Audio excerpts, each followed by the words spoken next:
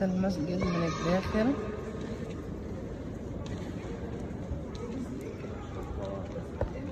ما شاء الله.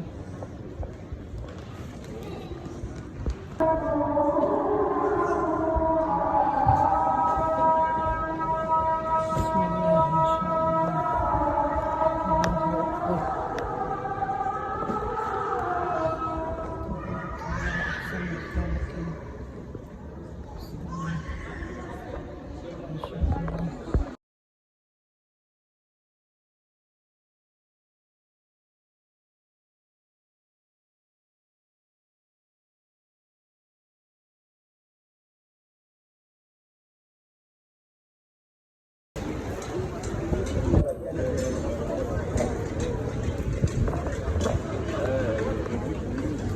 وهنا بعد ما صورنا مسجد الفاتح، هذا شارع الاستقلال في منطقة تقسيم.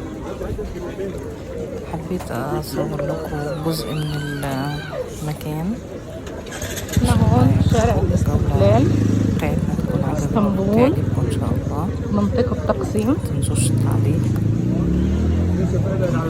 4 مرات تفعلوا زر الجرس عشان يوصلكم كل جديد، ومتنسوش الإعجابات.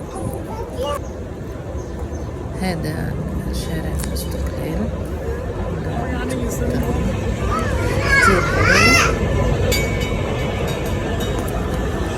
يعني سويت جولة سريعة. هو الشارع حلو كتير، لكن يعني الأجواء على البحر بتكون أفضل. وده أحد مساجد في منطقة تانية، إن شاء الله أصور لكم جزء تاني.